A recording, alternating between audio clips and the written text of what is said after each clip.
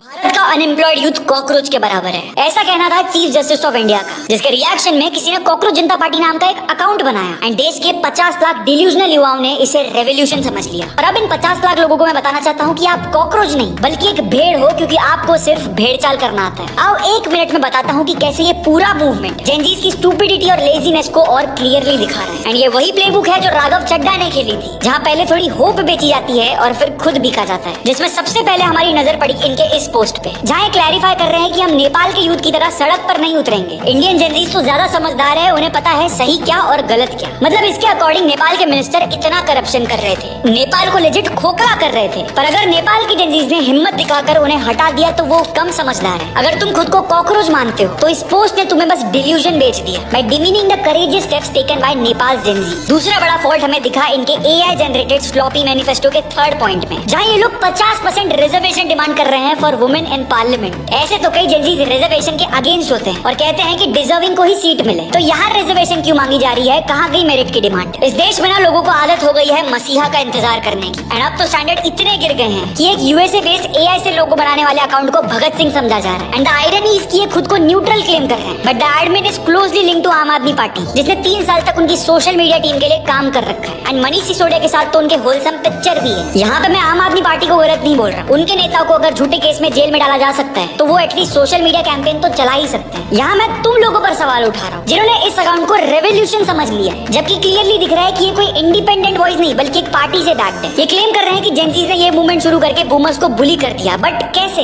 लड़कियों की रील पर कोलैबोरेशन करके जो एडमिन की म्यूचुअल्स हैं। ये अकाउंट किसी मोटिव से नहीं बना है, बस एक रिएक्शन है जो थोड़े समय तक डूम स्क्रॉल करने वाले जेनजीज को एंटरटेन करे। पर आपको एक्टिविज्म फील हो रहा है खुद को कॉकरोच बोल के। अगर आप चाहते हो कि दुनिया आपको सीरियसली ले तो वो स्ट्रॉन्ग पॉइंट्स एंड मोटिव रखने से होगा, ना कि आयरनी करने से। खुद के साथ होने वाली नाइंसाफी का मजाक बनाओगे तो नाइंसाफी करने वाले बस हंसेंगे, बदलेंगे नहीं। अब अगर टाइम पास हो गया हो तो आओ एजुकेशन मिनिस्टर का रेजिग्नेशन डिमांड करते हैं, क्योंकि इनकी इनकम्पैटिबिलिटी के कारण कुछ बच्चों ने सुसाइड कर लिया एंड देश का फंड भी बर्बाद हो रहा है बाय कंडक्टिंग अ री एग्जाम। अगर इस मूवमेंट से सही में कुछ हुआ तो सबसे ज्यादा बात हम ही करेंगे उस चीज की, पर फिलहाल तो बस मजाक हो रहा है। अगर आप समझदार हो तो अब आप समझ गए होंगे कि आपको करना। 3 मई को नीट का पेपर आउट होता है, युवाओं में गुस्सा होता है, गुस्सा होना भी चाहिए था। 13 मई को अरविंद केजरीवाल मीडिया के सामने आता है और कहता है कि जब बांग्लादेश और नेपाल जैसे देशों में जेनजीज आकर के तख्ता पलट कर सकते हैं तो भारत में भी जेनजीज बड़े से बड़े मंत्री का पद छीन सकते हैं, वहां भी तख्ता पलट हो सकता है। 15 मई को हमारे चीफ जस्टिस ऑफ इंडिया बेरोजगार युवाओं को कॉकरोच से कंपेयर कर देते हैं, जो कि एक शर्मनाक बयान है। और इसके बाद 16 मई को एक इंस्टाग्राम पेज बनता है कॉकरोच जनता पार्टी के नाम से।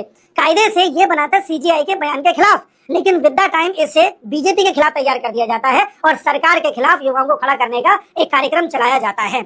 इसमें आम आदमी पार्टी, नीट का पेपर आउट होना, सीजीआई का बयान होना और लंबे समय से जेनजीज के प्रोटेस्ट को देख करके भारत में भी ऐसे प्रोटेस्ट कराने की योजना शामिल है।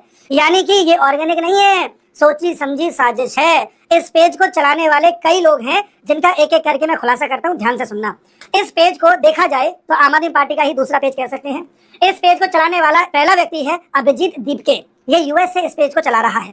दूसरा व्यक्ति जो जुड़ा हुआ है वो है अर्पित शर्मा, आम आदमी पार्टी का है, आम आदमी पार्टी का ये भी रहा है। और तीसरा व्यक्ति जिसका डायरेक्टली हाथ नहीं है, इसको फॉलो किया जा रहा था, इसने दूसरा पेज बना रखा है, इसका नाम है नबील शेख।